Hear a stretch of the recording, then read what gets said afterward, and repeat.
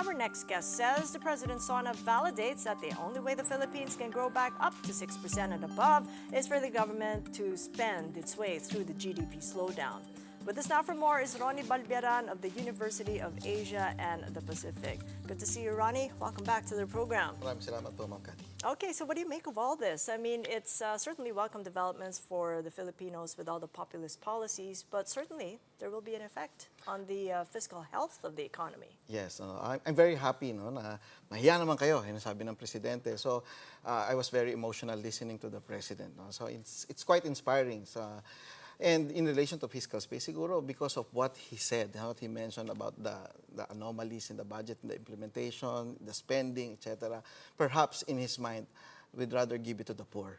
Let's rescue their health expenses. Let's rescue their food expenses while we are waiting for our economy to grow as we have targeted to grow at 6.5 to 8%. But isn't that the point? When you want to grow the economy, you want to spend your way, but essentially really be sustainable, because that's going to mean a debt to GDP ratio that might not be sustainable. Yes, but I think in his calculation, I'm second guessing the President, that the way to give it to the extra spending for your sicknesses, extra spending for food inflation, etc., would actually be a better spending item for the corruptions, anomalies that is happening in other parts of our budget. Well, and so while we are having this slowdown for 2025, so why not rescue our poor people, poor Filipinos? And as we actually restructure the budget, as he mentioned, no, towards the last part of his speech, sabi niya, NEP equals GAA. No? So, ibig sabihin yung priorities niya will be the ones he will sign.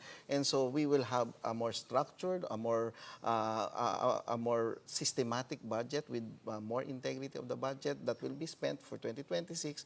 We will recover our economy. We will collect more taxes there. And so, we will be able to have a more sustainable fiscal management. Okay, so let's zoom right down to the mother of all industries, which is construction. Because when we looked at the data, it was pretty stark that, you know, the collected data here shows a drop to a single-digit growth rate. When you compare it with first quarter, it really is an underspending that the government's had over the past quarter. So and that's quite ironic for the Q1 of 2025, which is the election year and the election quarter of our economy. No? So we should be actually hitting around 15 to 20% for the first quarter of 2025 for government construction, but we only hit 9.1, and so the total for our whole construction industry is around 8%. So that's not big enough. That's not fast enough, and as compared with the 14 years of all our quarters and the 14 years of first quarters, this